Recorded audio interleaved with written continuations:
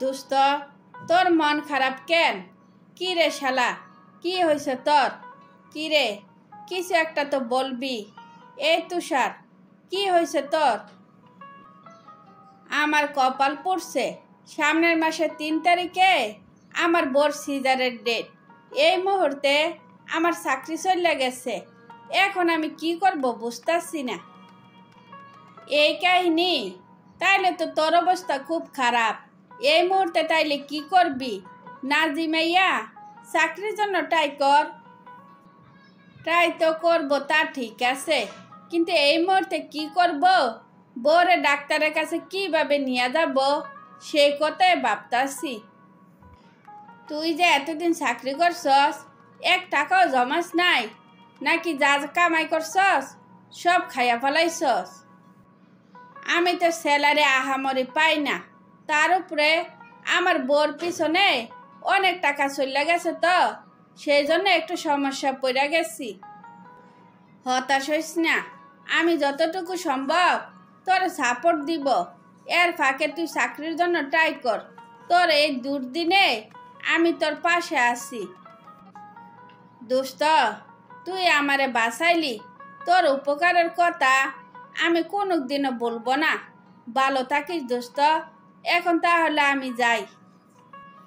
কোনো সমস্যা হইলে আমার সাথে সাথে জানাইস। ভালো থাকিস, টেনশন করিস না।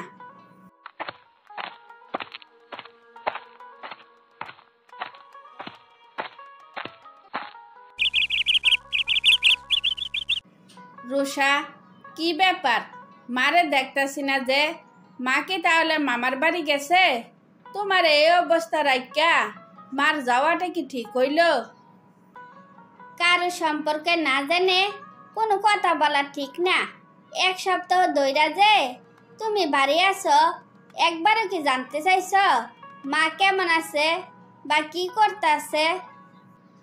মার আবার কি এমন হইল যে মার খোঁজ খবর আমার নিতে হইব? এমনিতে নিজের জ্বালায় নিজে বাঁচি না, তাইলে আরেকজনের খবর নিব আমি কেমনে? উনি আরেকজন না, উনি তোমার মা। তুমি বেকার হও না কেন? ওনার ভালো মন্দ খোঁজ খবর কি তোমার রাখা উচিত না কি? আমি ঠিক বলছি তো? তোমার কথায় লজিক আছে, কিন্তু আমার মনের অবস্থা তো তোমার বুঝতে হইব। আমার কতগুলো টাকা লাগবো, আমি যে কি করব সেই চিন্তায় বাঁচতাছি না। মার খবর নিব কোন সময় কও? মা আবার চাকরিতে জয়েন করছে। মা কিন্তু তোমার খোঁজ খবর ঠিকই রাখছে। মা না বলল মার শরীরটা ভালো যাচ্ছে না, এ কথা বইলা চাকরিটা ছাইরা দিল। এখন তাহলে আবার চাকরিতে গেল কেন? তোমার চাকরিটা চলে গেছে দেখা মা আবার এই শরীর নিয়ে চাকরিতে জয়েন করছে।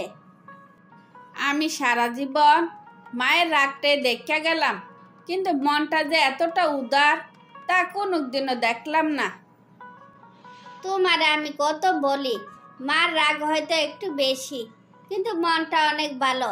পরের মাইয়া হইয়া ঠিকই বুঝি, কিন্তু নিজের ছেলে হইয়া এটুকু বোঝার সামর্থ্য তোমার নাই। আর কোনো দিন মার সাথে মেজাজ দেখাইয়া কথা বলবা না, মনে থাকে যেন। কি রে, তোরা কি নিয়ে ঝগড়া করতাছস? রুষা, তোর পছন্দের হালি মানছি, যা গরম গরম খাইয়া নে, তারপর ঝগড়া করিস তো আমার পাগল ছেলেটারে একটু দিস। মা, না বুঝা তোমার অনেক কষ্ট দিছি, কারণ অকারণে তোমার উপর অনেক রাগ দেখাইছি। আমারে তুমি মাফ করে দাও। ও মা, তুমি আমারে মাফ করবা না? বাজান, কি হয়েছে তোর? চাকরি চলে গেছে, কি হয়েছে? এক চাকরি গেছে, আরেক চাকরি হইব। আমি তোর মানা, আমি তো এখনো মরি নাই। টাকা পয়সা নিয়া চিন্তা করিস না, সব আমি সামলে নিব। তোর বউর সিজারের টাকার জন্য আটকে থাকবো না। মা, আমার বউ কিন্তু তোমারে ঠিকই চিনছে, কিন্তু তোমার ছেলে হইয়া আজও আমি তোমার চিনতে পারি নাই। তোমার এই শরীর নিয়া আর চাকরি করা লাগবো না। তুমি আবার একটু আরাম করো। তুই কি যে বলস, এখন আরাম করার সময় আছে? আমার নাতি নাতনি কি অভাবের মধ্যে দুনিয়াতে আসবো? ভালো ভালো খাবার খাওয়াইলে না তাড়াতাড়ি বড় হইব, আমারে দাদি কইয়া ডাকবো, আমার সাথে খেলাধুলা করব।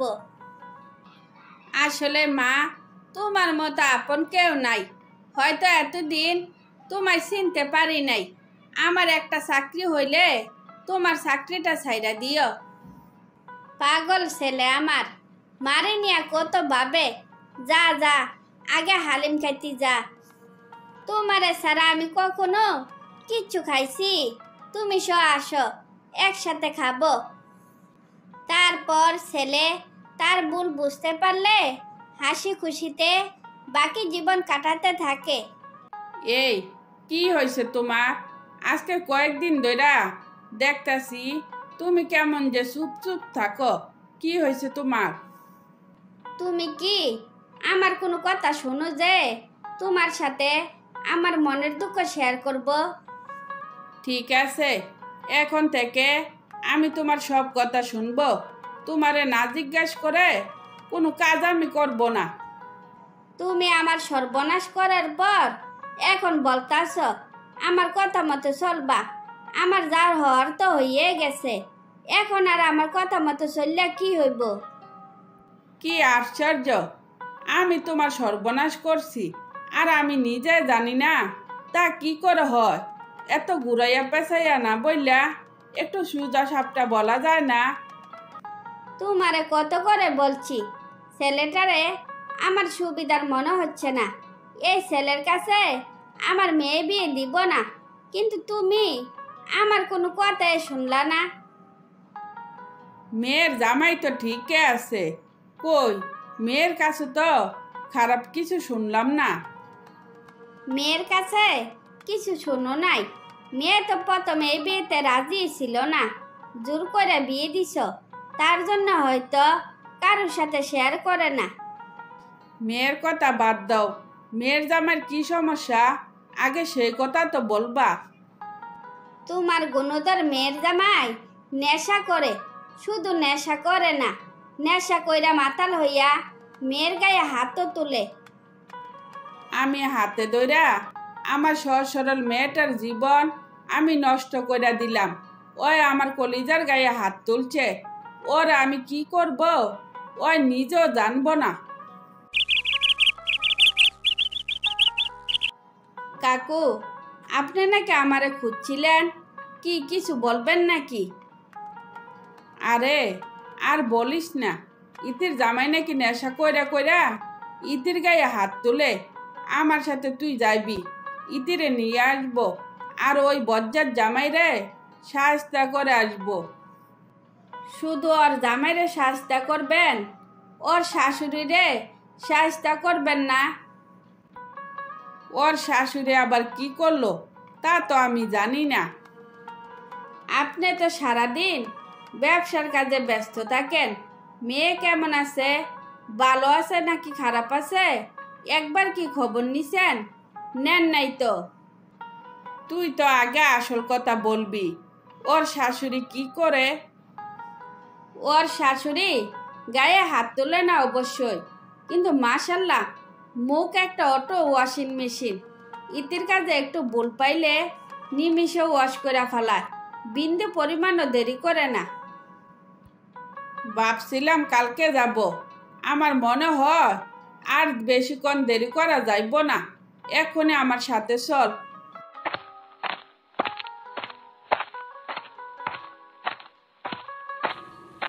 বাবা, তুমি কখন এলে? কেমন আছো তুমি? তুমি আসবা, বইলে আসবা না? ইতিমা, শুনলাম তোর জামাই নাকি নেশা করে, শুধু তাই না গায়ে হাতও নাকি তুলে। তাই আমি সিদ্ধান্ত নিছি তোরা আর এই বাড়িতে রাখবো না, তোরা একেবারে নিয়ে যাব। বাবা, তোমার হয়তো কোথাও ভুল হচ্ছে। আমার জামাই নেশা করে তোমার একথা কে বলছে? যে লোক সিগারেটের গন্ধ শুনতে পারে না, সে আবার নেশা করে কেমনে? তোর জামার ব্যাপারটা না হয় ভুল শুনলাম, কিন্তু তোর শাশুড়ির ব্যাপারে আমি যা শুনছি ওইটাও কি ভুল? বাবা, তুমি এসব কি বলো? যে আমারে নিজের মেয়ের মতো করে আদর যত্ন করে, তার নামে এত বড় মিথ্যা অপবাদ কে দিল? তার মুখটা একবার আমি দেখতে চাই। তার মানে তোর শাশুড়ি তোর বিন্দু পরিমাণ জ্বালায় না? আমি কি তাইলে ভুল শুনছি? হ বাবা, তুমি ভুল শুনছ। আমার শাশুড়ি আমারে কোনো কাজ করতে দেয় না, নিজের হাতে খাওয়াইয়া দেয়, মাঝে মাঝে মাথাও আশ্রয়া দেয়। বাবা, এছাড়া আর কি লাগে বলো তো? বিয়াই, আপনার মেয়ে এতক্ষণ যা বলছে সব মিথ্যা বলছে। আপনি যা শুনছেন সব সত্যি। তো কথা দিলাম, আপনার মেয়ের সাথে আর কোনোদিন খারাপ ব্যবহার করব না, মায়ের আদর দিয়া আগলাইয়া রাখবো। বাবা, আমিও আপনার কথা দিলাম, আমি আর কোনোদিন নেশা করব না, ইতের সাথে খারাপ ব্যবহারও করব না। ওরে চিনতে অনেক দেরি হইয়া গেছে, ওরে আপনি নিয়ে যাইয়েন না। তোমরা যেহেতু তোমাদের ভুল বুঝছ, এখানে আমার আর কোনো অভিযোগ নাই। তারপর মা ছেলে তাদের নিজেদের ভুল বুঝতে পারলে সবাই সুখে শান্তিতে জীবনযাপন করতে থাকে।